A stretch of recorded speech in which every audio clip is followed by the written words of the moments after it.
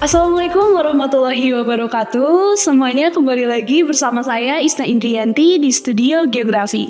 Yang mana ruangan ini merupakan ruangan yang selalu dijadikan sebagai ruangan media belajar digital pendidikan geografi. Nah, di sesi kali ini adalah podcast yang mana akan membahas beberapa materi-materi yang menarik gitu. Karena dalam rangka menyambut reuni akbar Ikatan Alumni Pendidikan Geografi. Untuk topik podcast kali ini itu ada pembelajaran proyek mitigasi bencana, yang mana di sini saya juga udah tidak sendiri.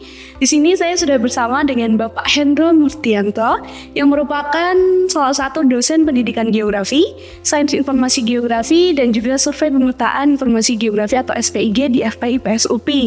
Nah, bidang keahlian dari Bapak Hendro ini adalah salah satunya geografi fisik, yang mana Bapak Hendro mengajar materi-materi kuliah yang berkaitan dengan geografi fisik. Salah satunya adalah mitigasi bencana.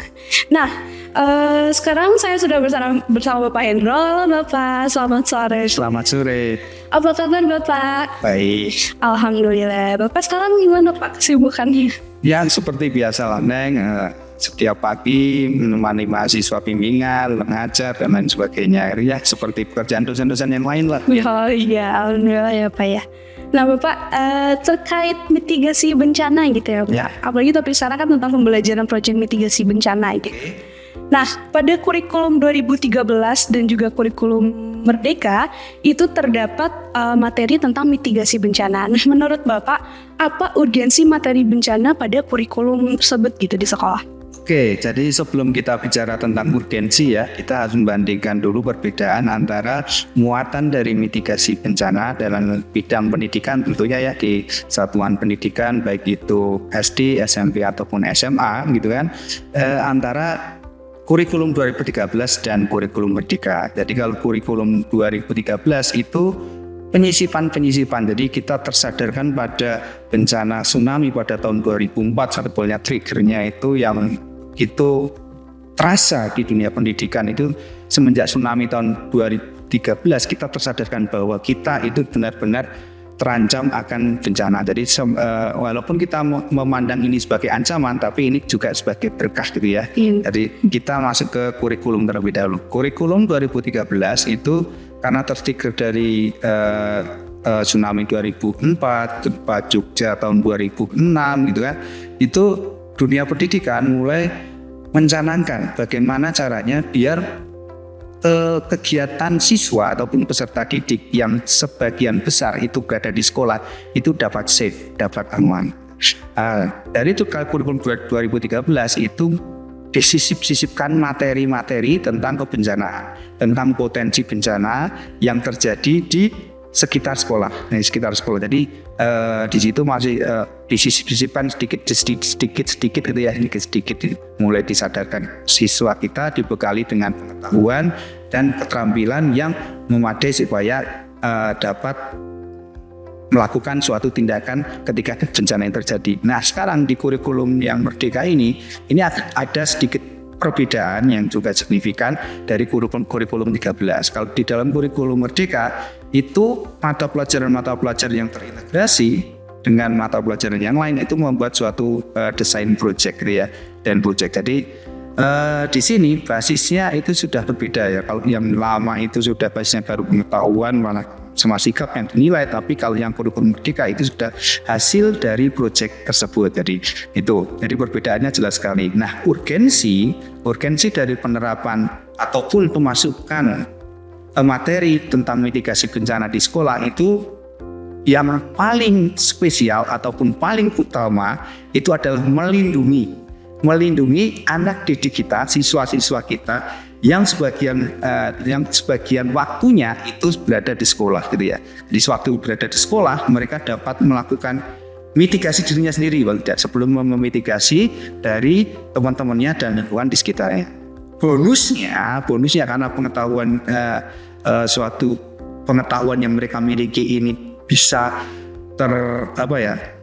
terserap dengan baik, maka bonusnya mereka dapat melakukan implikasi terhadap masyarakat yang ada di sekitar lingkungan tempat tinggal itu. Jadi apakah urgensi ini harus mencakup semua bencana Pak? Tentu saja tidak seperti itu ya. Yang lebih difokuskan, yang lebih utama adalah bencana-bencana yang mempunyai potensi terbesar terjadi di sekolahnya masing-masing. Misalnya ada sekolah yang mengalami potensi bencana tsunami itu tinggi, yaitu ada sekolah-sekolah yang mempunyai tempat lokasi yang berlokasi di sekitar ataupun dekat dengan garis pantai ataupun di sekitar pantai. Ada sekolah-sekolah yang mempunyai potensi bencana gempa, gempanya itu tinggi, berarti di daerah-daerah yang dekat dengan sesar. Ada potensi yang mempunyai banjir seperti Bandung seperti ini. Nah, ada yang di gunung erupsi gunung api gitu, seperti di gunung api Merapi dan seterusnya. Seperti itu Jadi urgensinya penting karena kita harus mengamankan peserta didik kita, siswa kita supaya safe, aman ketika kita melakukan pelayanan pendidikan di sekolah, maka kita memastikan bahwa teman-teman anak-anak kita itu aman, seperti itu. Itu sebagai salah satu upaya untuk mengurangi dampak dari bencana tersebut ya Pak? Iya, itu konsekuensi dari penjagaan terhadap siswa kita. Oke.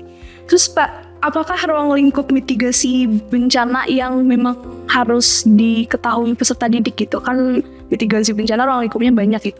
Yang lebih penting untuk diketahui oleh peserta didik gitu. Oke, tentang ruang lingkup mitigasi bencana ya. Jadi kalau kita bicara tentang penerapan konsep kebencanaan di satuan pendidikan, kita harus mengacu pada paling tidak tiga pilar yang harus kita taati gitu ya. Yang pertama adalah pilar fasilitas.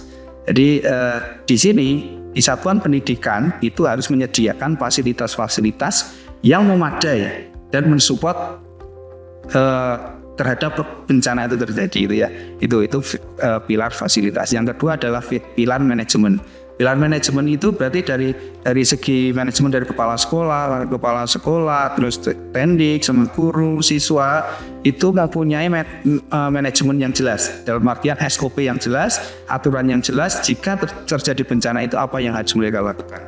Terus yang ketiga adalah, nah ini yang berkaitan erat dengan siswa itu sendiri, yaitu tentang pendidikan mitigasi bencana dan early warning-nya. Jadi di sini di bagian yang ketiga, pilar yang ketiga tentang pendidikan mitigasi bencana itu melalui apa? Melalui pembelajaran, sosialisasi, penentuan sikap, terus mengetahui potensi diri sekolah dalam artian sekolah, apakah sekolah itu mempunyai potensi bencana tidak, bencananya apa saja dan seterusnya, terus apa yang harus dilakukan. Ini di pilar yang ketiga, yaitu tentang pilar mitigasi bencana. Terus Pak, kalau siswa apa yang harus diketahui dalam mitigasi bencana? Tentu saja mereka harus tahu yang pertama adalah potensi ya, seperti yang kita jelaskan tadi ya. Mereka harus tahu tentang potensi diri. Yang kedua, mereka harus tahu tentang bagaimana evakuasi diri gitu ya, potensi diri, evakuasi diri. Terus yang ketiga, mereka harus tahu tentang bagaimana usaha penyelamatan lingkungan. Oke, kita jelaskan satu-satu. Potensi diri di sini mereka bisa memetakan. Kalau terjadi bencana, saya harus melakukan evakuasi itu bagaimana, terus kemana, gitu ya. Jadi potensi diri, potensi posisinya di mana, larinya kemana. Terus yang kedua, evakuasi diri. Di situ di sekolah ada titik-titik, misalnya titik-titik kumpul, titik-titik evakuasi, dan mungkin ada simulasi-simulasi yang dilakukan oleh sekolah sehingga siswa itu sadar. Dalam artian mereka sudah pernah melakukan pelatihan, maka mereka juga akan melakukan itu ketika terjadi bencana di sekolah. Jadi larinya kemana, terus bagaimana proses evakuasinya, siapa yang mencatat keberadaan mereka gitu ya, terus dan seterusnya. Terus yang ketiga, yang terakhir adalah mereka tahu tentang konsep bagaimana menyelamatkan lingkungannya. Jadi secara sadar mereka mempunyai sifat sosial. Jadi tidak hanya diri sendiri lagi. Kalau sudah safe dirinya sendiri, mereka juga mempunyai sifat sosial. Bagaimana mereka menghubungi orang tua. Terus bagaimana mereka mengetahui teman-teman mereka itu ada di sekitar mereka. Kalau tidak ada, maka mereka harus melaporkan. Jadi urgensi mitigasi bencana. Jadi selain daripada hal-hal tersebut, siswa juga harus mampu mengetahui bagaimana pengetahuan penerapannya itu benar-benar membumi dalam artian masuk ke dalam hati melalui sikap dan tindakan mereka gitu ya. Itu nih. Oke, berarti dalam praktiknya itu mitigasi bencana memang perlu banyak praktik seperti bagaimana harus bertindak begitu ya Pak untuk peserta didik gitu. Sebetulnya tidak banyak, tapi yang dilakukan adalah rutinitas gitu ya. Jadi kalau banyak itu kan misalnya sehari 10 kali jangan. Ya. Tapi kalau rutin misalnya paling tidak ya di negara-negara maju itu setiap misalnya di Jepang, terus di Korea, di Taiwan gitu ya, itu setiap 6 bulan itu minimal 1 kali. Jadi 1 kali melakukan simulasi diri di sekolah. Kalau di negara kita itu rata-rata setelah terjadi bencana udah gitu ya. Iya. Tanpa sadar mereka tidak tanpa sadar mereka menghiraukan bahwa bencana itu akan terjadi lagi, itu kan melalui siklus, jadi bencana terjadi nanti terjadi lagi, tapi dilupakan begitu saja. Itu yang miss di negara kita, termasuk di tingkat universitas pun gitu ya. Kalau saya boleh mengkritisi gitu kan, di tingkat universitas banyak juga mahasiswa yang di sini itu mempunyai intelektual yang tinggi itu tidak mengetahui pengetahuan tentang mitigasi bencananya itu kurang lah, dari yang kurang. Dalam mana kurang gimana? Kalau terjadi bencana misalnya, bencana angin puting beliung, karena mereka terbiasa dengan gempa gitu. Kalau gempa itu keluar dari gedung gitu ya, angin puting beliung mereka buru-buru keluar dari gedung. Nah beda ya itu ya, beda seperti itu. Jadi terjadi gempa mereka tidak tahu, takut terus lari loncat dari lantai 2. Terjadi juga itu kasus seperti itu perlu diminimalkan dari sejak usia dini. Jadi siswa peserta didik itu harus dikenalkan dengan pengetahuan tentang penanggulangan bencana. Iya gitu. Memang padahal Indonesia ini salah satu negara yang rawan bencana gitu ya. Banyak sekali rawan bencana ya. Tetapi memang pelaksanaan terkait pendidikan bencana itu masih kurang. Nah ini tugas daripada yang pertama itu Bapak Ibu guru, yaitu sebagai ujung tombak pendidikan kita itu untuk menyadarkan ataupun memberikan trigger ataupun memberikan pengetahuan ilmu yang bermanfaat tentang mitigasi bencana sejak usia dini gitu. Ya. Oke, guru itu kan sebagai fasilitator. Ya betul. Nah, sebagai fasilitator yang mungkin menyampaikan materi terkait mitigasi bencana. Ya. Nah, bagaimana sih Pak pendekatan pembelajaran untuk menyampaikan materi mitigasi bencana kepada peserta didik? Oke, untuk pembelajaran penyampaian mitigasi bencana pada kurikulum Merdeka, kita ketahui bersama bahwa kurikulum Merdeka terkadang itu berbasis proyek atau sebagian besar itu berbasis proyek dengan mata pelajaran yang lain, terintegrasi dengan mata pelajaran yang lain gitu ya. Untuk mitigasi bencana sebetulnya itu tidaklah sukar untuk menerapkan pengetahuan ataupun pendidikan penanggulangan mitigasi bencana di tingkat di sekolah gitu ya.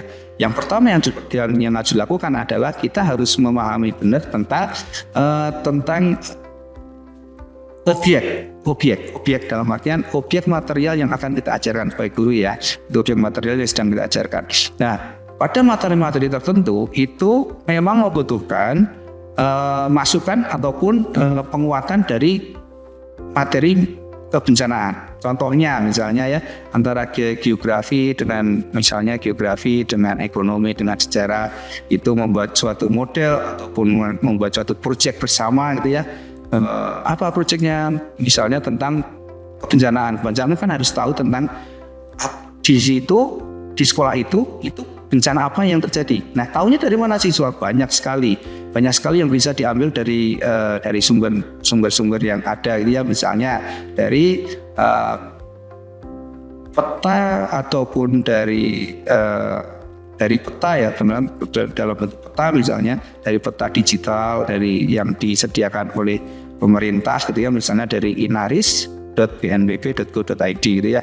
Di situ sudah jelas kita bisa mengetahui potensi apa saja di setiap daerah itu terjadi, termasuk yang mengcover pada sekolahnya masing-masing gitu ya. Itu yang pertama. Jadi materi objek yang itu harus kita pahami, apakah bencana apa yang kita hadapi itu setiap sekolah berbeda-beda. Terus yang kedua adalah tentang pengajaran. Jadi kalau tentang pengajaran kita harus tahu tentang strategi pembelajaran yang akan kita terapkan di sekolah. Nah, strategi untuk menerapkan objek bencana yang ada di sekolah itu apa, itu tentu akan berbeda-beda tergantung dari jenis bencana yang akan terjadi gitu ya. Oke, yang ketiga adalah tentang media pembelajaran. Media yang pembelajaran yang kita gunakan itu juga akan berbeda-beda. Bencana geologi akan berbeda dengan media yang kita gunakan dalam bencana geohidrologi dan lain sebagainya gitu ya. Terus yang terakhir adalah untuk mengetahui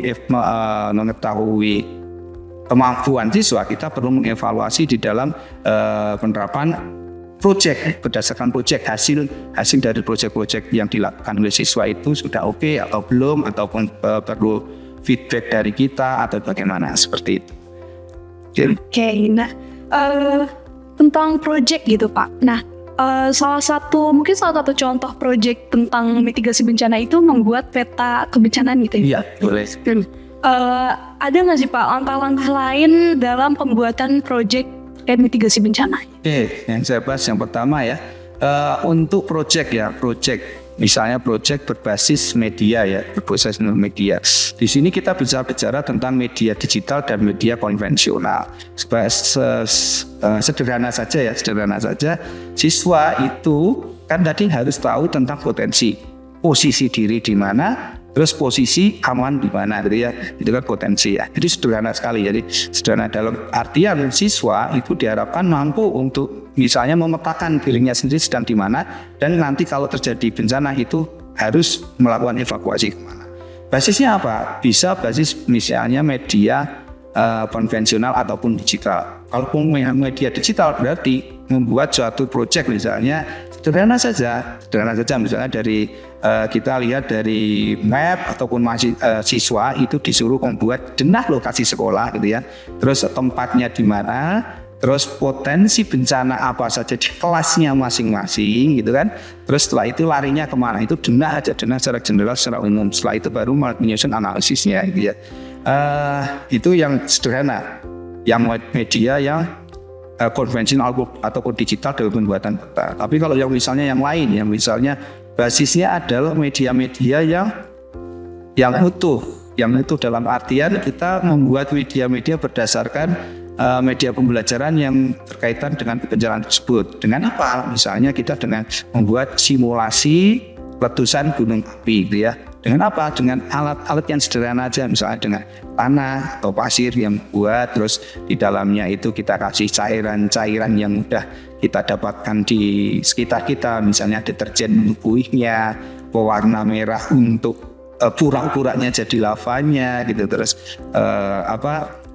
terus yang untuk menaikkan itu misalnya dengan soda kue gitu ya, soda kue, terus dengan cuka gitu kan, nanti kan keluar glum-glum ya, itu sederhana ya, itu sederhana. Terus yang lainnya lagi misalnya bencana gempa bumi ya, siswa ataupun peserta didik itu bisa membuat simulasi tentang bencana gempa bumi terjadi lewat misalnya rumah. Jadi mereka buat maket rumah sederhana yang dari kayu-kayu ataupun dari bambu gitu kan, yang di bawahnya misalnya dibuat pasir dan gitu ya. Jadi misalnya digoyangkan media tersebut, maka dengan kira-kira itu kekuatannya sekian mmi gitu kan, maka rumah itu akan seperti apa gitu ya. Nah seperti itu ya, sederhana tersebut bisa menjadi proyek dari mahasiswa melalui peta atau melalui media konvensional digital dan melalui media yang umum kita lakukan ya. Nah sebelumnya Pak, saya itu pernah melakukan observasi di salah satu sekolah di Lombok salah satunya. Nah itu topik yang kita observasi itu mengenai mitigasi bencana. Nah memang ternyata pada saat ke sekolah itu sekolah memang tentang media mitigasi bencana masih terbatas gitu. Nah menurut Bapak proyek apa sih atau misal hal apa sih yang bisa dilakukan sekolah tersebut dengan keterbatasan media untuk materi kebencanaan gitu? Oke. Jadi untuk sekali lagi ya, untuk media itu menyesuaikan dari kearifan lokal yang ada di tempat tersebut. Misalnya media yang ada di Bandung begitu komplitsnya dengan teknologi yang begitu canggihnya, tentu akan berbeda dengan misalnya media yang di wilayah timur gitu ya, misalnya kekurangan serba kekurangan. Akan tetapi dalam artian di sini serba kekurangan di sini bisa dijadikan sebagai potensi dalam kita membangun suatu media baru. Jadi kita bisa memanfaatkan hal-hal baru yang mungkin belum terpikirkan oleh dunia secara digital di Bandung gitu ya. Mereka bisa membuat yang lebih realistik gitu ya, dengan apa tergantung dari pemanfaatan lingkungan alamnya gitu ya, kan, dan pemanfaatan lingkungan alam. Tadi dicontohkan di Lombok ya, di Lombok, berarti di Lombok itu apa bencana yang sering terjadi? Apakah tsunami? Apakah letusan gunung api? Apakah gempa bumi? Apakah kekeringan gitu ya? Ataukah yang lain? Nah, misalnya kekeringan berarti kan bencana hidrologinya ya. Ya. Terus kalau hidrologinya berarti bagaimana? Apa aspek yang ada di situ? Kekurangannya apa? Vegetasinya bagaimana? Itu kan bisa dibuat dianalisis melalui beberapa market khusus gitu ya, membuat media market khusus, terus membuat simulasi. Nah, terus nanti kalau sudah seperti itu, siswa itu diajak berpikir, kalau lingkungannya itu seperti ini, maka secara mikro, maka harus apa yang harus dilakukan siswa tersebut gitu ya. Jadi setiap bencana yang terjadi di suatu wilayah itu akan berbeda penanganannya dengan bencana-bencana di wilayah yang lain, dalam artian di sini termasuk dengan pendidikan dan media strategi pembelajaran yang dilakukan. Ya, nah kemarin kan juga saya menemukan fakta lapangan bahwa ketika simulasi bencana itu tuh masyarakat takut. Jadi takut kalau semisal kita melaksanakan simulasi bencana, takut bencananya memang terjadi gitu pada saat itu juga gitu. Itu salah satu kendalanya gitu Pak dalam pelaksanaan simulasi gitu. Menurut Bapak gimana? Oke, itu yang perlu kita sosialisasikan ke masyarakat ya, bahwasanya kita melakukan simulasi bencana itu bukan untuk mengundang bencana, bukan bencana ayo datang ayo bencana, bukan, tetapi untuk menyadarkan ke masyarakat ataupun ke siswa bahwa kita perlu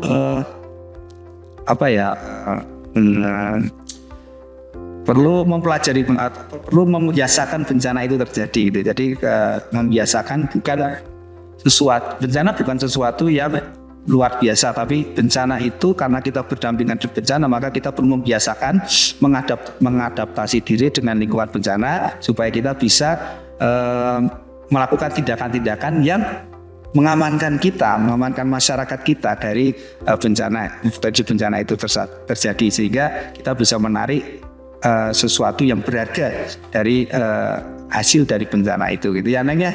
Jadi kalau masyarakat takut, nah itu tugasnya mungkin Neng gitu, guru-guru gitu ya, ataupun tokoh masyarakat di sini, pemerintah desa, pemerintah kabupaten, BNPB itu bersama-sama menyadarkan masyarakat beserta didik supaya pengetahuan mitigasi dan penanggulangan bencana ini dapat tidak menakutkan masyarakat tapi malah mengamankan masyarakat.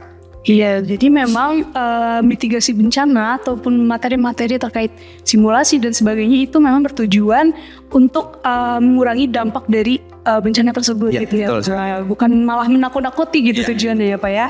Iya.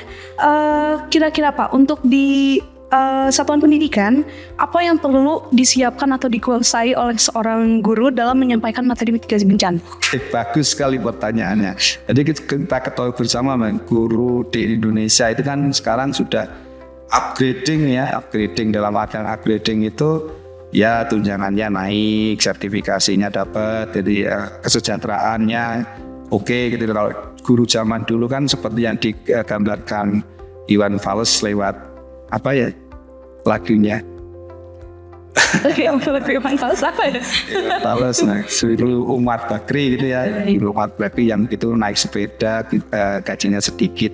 Tapi kan guru masa kini kan beda dengan guru yang lalu. Gitu. Kalau yang lalu itu penuh dengan ya dalam tanda kutip itu serba kekurangan, tapi kalau sekarang itu insya Allah gitu kan sejahtera ya, amin ya rabbal alamin, tambah sejahtera lagi untuk guru di Indonesia ini.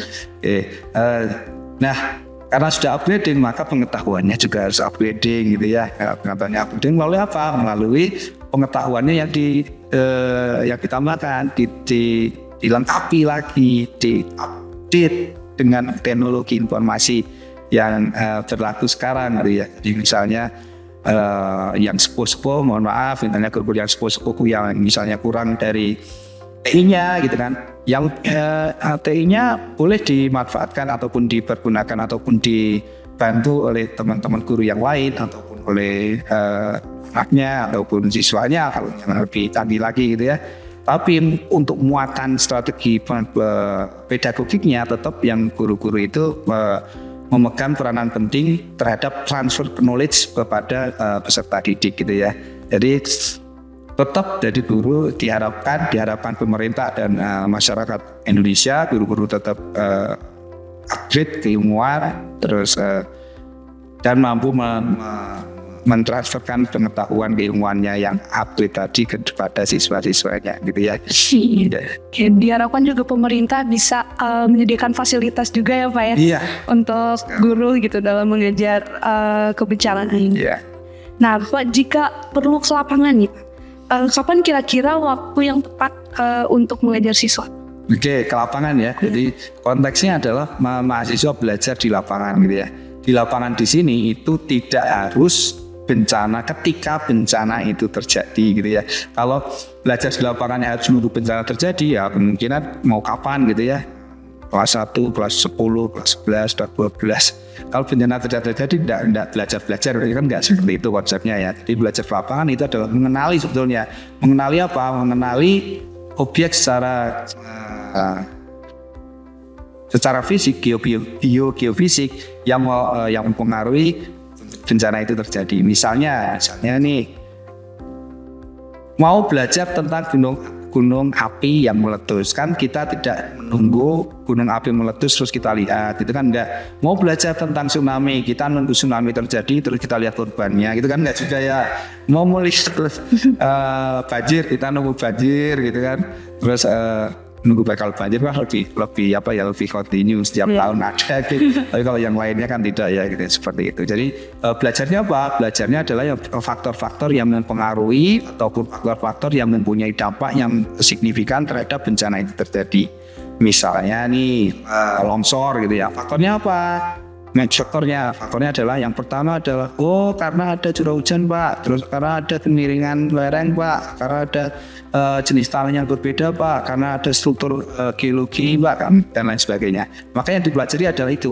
Anak-anak, jadi kalau misalnya kemiringan lerengnya sangat curam dengan cara melihat ya penilaian, maka potensinya bagaimana. Nah, kalau ini longsor, ini akan berdampak kemana sehingga anak-anak itu mempunyai pengetahuan. Kalau begitu, kalau saya nanti membangun rumah, maka harus jauh dari potensi tersebut. Kan seperti itu ya. Jadi bukan pas bencana itu terjadi, tapi untuk mitigate-nya itu juga pas kita lihat faktor-faktor yang dominan yang berdampak pada berdampak pada bencana itu sendiri. Gitu ya nanya. Oke Pak.